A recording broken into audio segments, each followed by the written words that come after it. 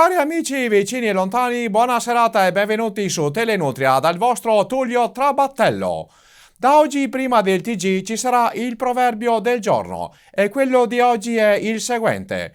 Verse riscaldà e moiare ritornà non le se mai buone. E questo vuol dire che non bisogna mai ricucire una relazione andata interrotta, perché la farà schifo appunto come le verse riscaldate. Ma ora bando alle malinconie e avanti con i titoli del TG. Chi cambia canale gli casca le bale. Battaglia Terme. Hanno lavorato tutta l'estate per costruire questo bellissimo scivolo, ma hanno sbagliato a fare i conti e il collaudatore è finito nell'uamaro.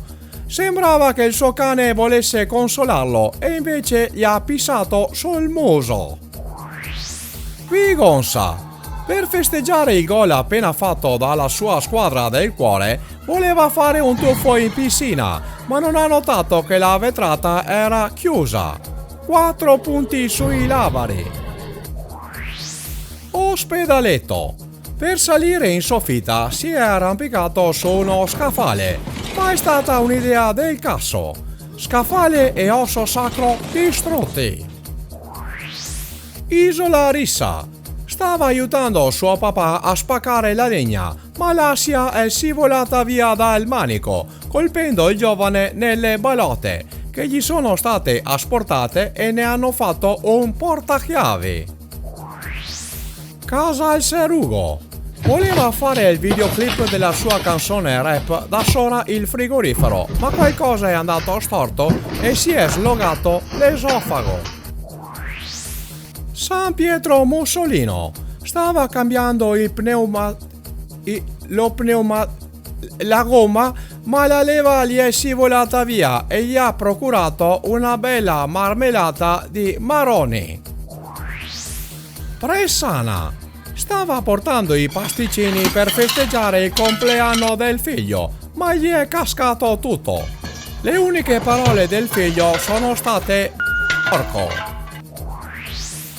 Rossano Veneto. Stava versando il riso nella pegnata con l'apposito dosatore, ma si è aperto il quercio.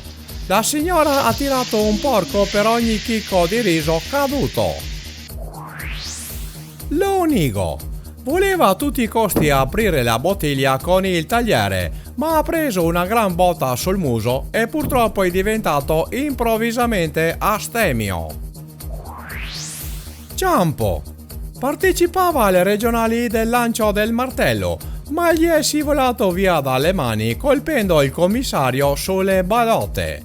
Lo sventurato, che si chiamava Mario Caltanigo, da domani si chiamerà Roberta. Ponso. Doveva schiacciare tutte le latine con i piedi, ma già la prima si è incapelato e ha fatto una gran figura di merda.